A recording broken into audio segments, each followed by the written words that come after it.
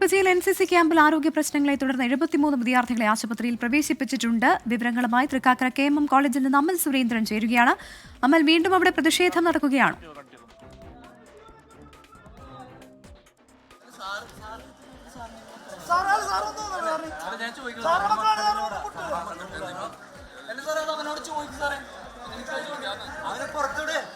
അധികൃതർക്കെതിരെ ആരോപണങ്ങളുമായി വിദ്യാർത്ഥികളും രക്ഷിതാക്കളും രംഗത്തെത്തി ക്യാമ്പ് പിരിച്ചുപിടിക്കുകയും ചെയ്തിട്ടുണ്ട്. അമൽ സുരേന്ദ്രൻ ചേരുന്നുണ്ട്. അമൽ, ഇപ്പോൾ അവിടെ ഒരു പ്രതിഷേധം കാണാം. വിദ്യാർത്ഥികൾ ഇവിടെ നിന്ന് പിരിഞ്ഞു പോയിട്ടുണ്ടോ?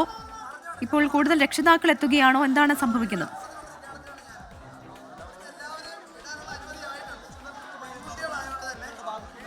അല്പസമയം മുൻപാണ് വിദ്യാർത്ഥികൾക്ക് കാണണമെന്ന ആവശ്യവുമായിട്ട് മാതാപിതാക്കൾ KM കോളേജിന്റെ മുന്നിൽ വന്ന് ഗേറ്റ് തള്ളി തുറക്കുന്ന സ്ഥിതിവിശേഷം ഉണ്ടായത്.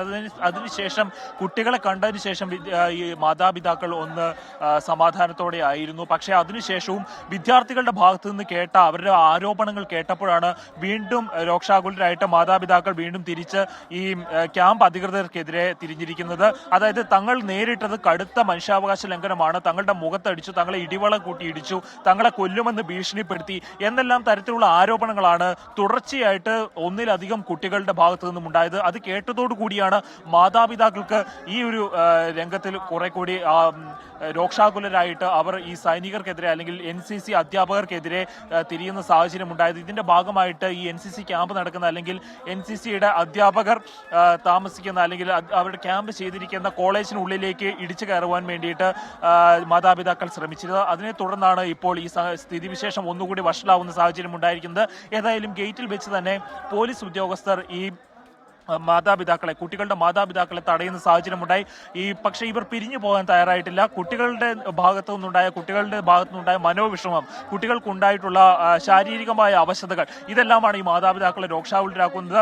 പലതരത്തിലും ഇവരെ ശാന്തരാക്കുവാൻ വേണ്ടി പോലീസ് ശ്രമിക്കുന്നുണ്ട്. പക്ഷേ ഇവർ പിരിഞ്ഞു പോകാൻ തയ്യാറായിട്ടില്ല. വീണ്ടും ഇവിടെ ഉദ്യോഗസ്ഥരുമായിട്ട് കലഹിക്കുന്ന രീതിയാണ് ഉണ്ടാകുന്നത്. ഇപ്പോൾ നമുക്ക് സ്ക്രീനിൽ കാണുന്നത് പോലെ തന്നെ ഇപ്പോഴും ആംബുലൻസ് ഇവിടെ നിന്ന് ഭക്ഷ്യവിഷബാധ ഉണ്ടായ കുട്ടികളെ കൊണ്ട് ഹോസ്പിറ്റലിലേക്ക് പോകുന്ന സ്ഥിതിയാണ് നമുക്ക് കാണാൻ സാധിക്കുന്നത്. അതുപോലെ തന്നെ ഈ മാതാപിതാക്കൾ ശക്തമായി തന്നെ തങ്ങളുടെ മക്കളെ ഉപദ്രവിച്ച ആ സൈനിക മേധാവിയെ, തങ്ങളുടെ മക്കൾക്ക് ഭീഷണിപ്പെടുത്തിയ ആ ഒരു സൈനിക ഉദ്യോഗസ്ഥനെ കാണണമെന്ന പിടിവാശിയുടെ പുറത്താണ് ഇവിടെ നിൽക്കുന്നത്. ഇപ്പോൾ നമുക്ക് കാണാൻ സാധിക്കും കേരള സ്റ്റേറ്റിന്റെ ആരോഗ്യ വകുപ്പിന്റെ ഉദ്യോഗസ്ഥർ ഇവിടെ വന്നിട്ടുണ്ട്. മുനിസിപ്പാലിറ്റിയുടെ ഉദ്യോഗസ്ഥർ ഇവിടെ എത്തിയിട്ടുണ്ട്. വിശദമായിട്ടുള്ള പരിശോധനകൾ നടത്തുവാൻ വേണ്ടിയിട്ടാണ്, എന്താണ് ഈ ക്യാമ്പിൽ സംഭവിച്ചത് എന്ന് അറിയാൻ വേണ്ടിയിട്ടാണ് ഈ ഉദ്യോഗസ്ഥരെല്ലാം ക്യാമ്പിനുള്ളിലേക്ക് പോയിരിക്കുന്നത്. നമ്മൾ ഒരു തരത്തിലും ക്യാമ്പിന്റെ ഉള്ളിലേക്ക് കയറ്റുന്ന സാഹചര്യമല്ല ഇവിടെ നിന്ന് ഉണ്ടാകുന്നത്. ക്യാമ്പിന്റെ ഉള്ളിൽ നമുക്ക് ഇപ്പോഴും നോക്കിയാൽ കാണുന്നതാണ് ആംബുലൻസിന്റെ ലൈറ്റുകൾ കാണാൻ സാധിക്കുന്നതാണ്. ആംബുലൻസിൽ കയറ്റിക്കൊണ്ട് കുട്ടികളെ ഇപ്പോഴും കളമശ്ശേരി മെഡിക്കൽ കോളേജിലേക്ക് കൊണ്ടുപോകുന്ന സ്ഥിതിവിശേഷമാണ് ഉണ്ടായത്. അല്പസമയം മുൻപ് 77 പേരായിരുന്നു കളമശ്ശേരി മെഡിക്കൽ കോളേജിൽ അഡ്മിറ്റ് ആയിട്ടുണ്ടായിരുന്നത്. ഇപ്പോഴും കുട്ടികൾ കളമശ്ശേരി മെഡിക്കൽ കോളേജിലേക്കും മറ്റ് ആശുപത്രികളിലേക്കും കൊണ്ടുപോകുന്ന സ്ഥിതിവിശേഷമാണ് ഉണ്ടായിട്ടുള്ളത്. അമൽ, ഭക്ഷ്യവിഷബാധയെന്ന് തന്നെ ഉറപ്പിക്കുന്നുണ്ടോ അധികൃതർ?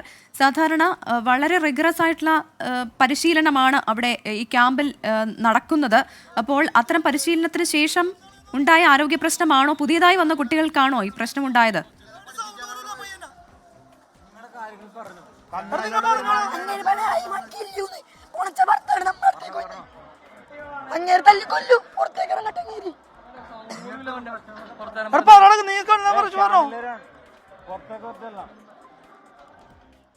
എന്നിട്ട് ഇവരൊക്കെ വെറുതെ കൈകെട്ടിക്കണ്ടില്ല, അവനൊക്കെ അങ്ങനെയൊക്കെ പറഞ്ഞിട്ട്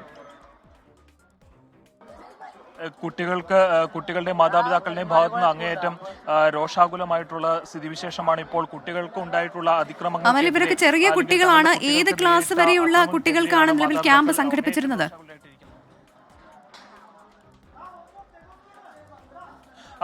പ്രവിധ 8, 9, 10, +1, +2 എന്നീ ക്ലാസ്സുകളിൽ പഠിക്കുന്ന കുട്ടികൾക്ക് വേണ്ടിയിട്ടായിരുന്നു ഈ ക്യാമ്പ് ഇവിടെ സംഘടിപ്പിച്ചിരുന്നത്. NCC ക്യാമ്പായിരുന്നു. 20-ാം തീയതി മുതൽ 29-ാം തീയതി വരെയാണ് ഈ NCC ക്യാമ്പ് നടക്കുന്നത്.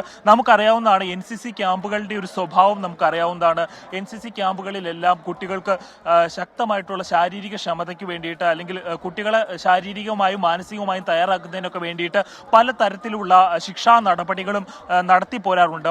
പക്ഷേ എല്ലാ ശിക്ഷാ നടപടികൾക്കും അല്ലെങ്കിൽ എല്ലാ തരത്തിലുള്ള പരിശീലനങ്ങൾക്കും ഒരു പരിധിയുണ്ട്. അത് കുട്ടികളുടെ ആത്മാഭിമാനത്തെ അല്ലെങ്കിൽ അവരുടെ മാനസികമായിട്ടുള്ള ശേഷിയെ തകർത്ത് കളയുന്ന തരത്തിലുള്ള പരിശീലനങ്ങളൊന്നും ഒരു തരത്തിലും അംഗീകരിക്കാൻ സാധിക്കുന്നതല്ല.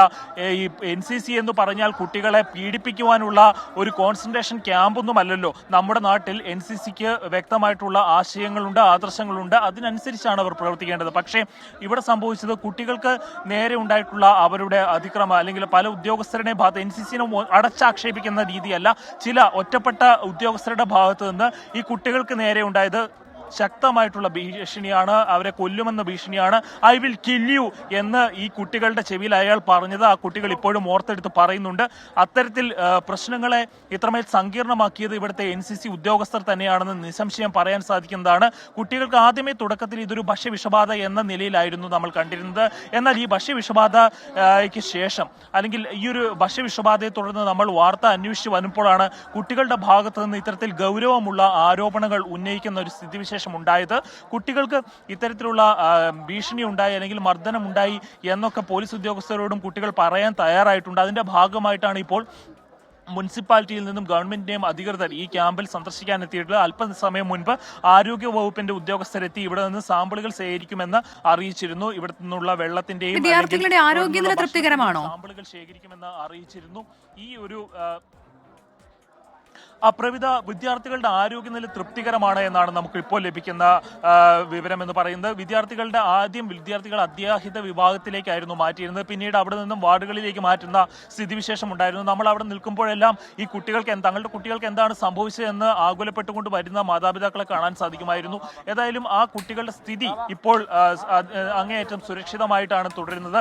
കുട്ടികൾക്ക് യാതൊരു തരത്തിലുള്ള പ്രശ്നവും ഇല്ല എന്നാണ് നമുക്ക് മനസ്സിലാക്കാൻ സാധിക്കുന്നത്. തുടക്കത്തിൽ അവർക്ക് ശാരീരിക അസ്വാസ്ഥ്യവും തലവേദനയും തലകറക്കവും വയറിളക്കവും ഛർദിലും എല്ലാം ഉണ്ടായിരുന്നു. നമ്മൾ വരുമ്പോൾ ഈ ക്യാമ്പിന്റെ പല ഭാഗത്തു നിന്നും വിദ്യാർത്ഥികൾ ഛർദിച്ചതിന്റെ അവശിഷ്ടങ്ങളും മറ്റും കാണാൻ സാധിക്കുമായിരുന്നു. അത്തരത്തിൽ പക്ഷേ വിദ്യാർത്ഥികൾക്ക് ശക്തമായിട്ടുള്ള സുരക്ഷ ഇപ്പോൾ വീണ്ടും പോലീസ് ഇവിടെ എത്തിയിട്ടുണ്ട്. സംഭവ വികാസങ്ങൾ കുറെ കൂടി രൂക്ഷമാവുകയാണ്. പോലീസ് ഇവിടെ എത്തിയിട്ടുണ്ട്. പക്ഷേ ഇവിടെ മാതാപിതാക്കളുടെ ഭാഗത്തുനിന്ന് ശക്തമായിട്ടുള്ള പ്രതിഷേധമാണ് ഇവിടെ കാണാൻ സാധിക്കുന്നത്. ഈ ക്യാമ്പ് അധികൃതർക്കെതിരെ ഇപ്പോൾ വീണ്ടും പോലീസിന്റെ ഭാഗത്തുനിന്ന് ഒരു പ്രതിരോധം ഉണ്ടാവുന്നു എന്ന് തോന്നലായിരിക്കാം ഒരു പക്ഷേ ഈ മാതാപിതാക്കളെ ഇവരെ തടിച്ചുകൂടാനും ഇവിടെ രോക്ഷാകുലമായിട്ടും പ്രതിഷേധം തുടരുവാനും അവരെ പ്രേരിപ്പിക്കുന്ന കാര്യം. ഇപ്പോൾ കൂടുതൽ പോലീസ് ഉദ്യോഗസ്ഥർ ഇവിടേക്ക് എത്തിയിട്ടുണ്ട്.